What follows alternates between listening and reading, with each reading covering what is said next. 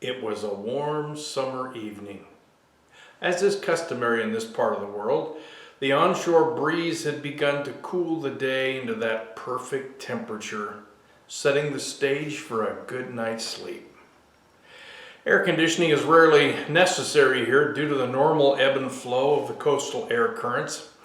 Birds were making their cheerful sounds, and there was such beauty in our backyard that the stresses of the day just seemed to pass with the minutes.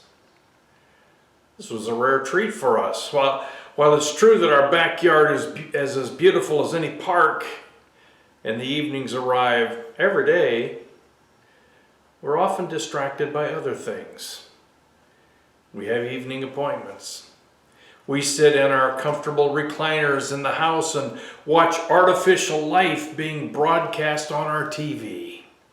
Or even worse, watch the gloom and doom of what is advertised as news. Every occasion we take time to stop and unwind in our own part of creation, we ask ourselves, why don't we do this more often? This is reality. We feel better, we sleep better, our outlook on life improves. Is it any wonder why Jesus told us to consider nature to regain a grasp of reality? The Sermon on the Mount found in Matthew's Gospel and the Sermon on the Plain found in Luke's Gospel remind us to look at the birds and the flowers in order to remember that God cares for us.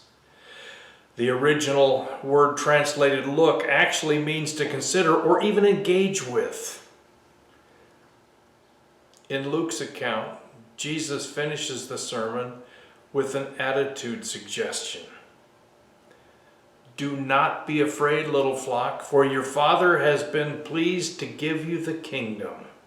Sell your possessions and give to the poor. Provide purses for yourselves that will not wear out, a treasure in heaven that will never fail, where no thief comes near and no moth destroys. For where your treasure is, there your heart will be also. That's Luke chapter 12, verses 32 through 34. His message teaches that we should engage with the natural world in order to realize that our Creator is dependable. He cares for each of us, no matter how insignificant we believe we are. When we understand that, we can live with reckless abandon. We don't have to worry about the things our news broadcasts as reality. Have you noticed how rarely their predictions come true?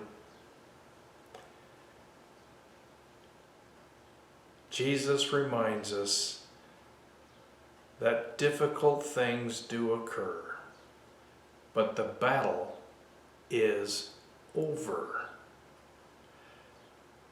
Do you now believe? Jesus replied. A time is coming, and in fact has come, when you will be scattered, each to your own home. You will leave me alone, yet I'm not alone, for my Father is with me. I have told you these things so that in me you may have peace. In this world you will have trouble. But take heart, I have overcome the world. That's John chapter 16, verses 31 through 33. In me you may have peace. Our state of mind is dependent upon where our information source is. If we listen to what man says, we have no peace. If we listen to what God says, we do. If anyone has ears to hear, let him hear. Mark 4:23.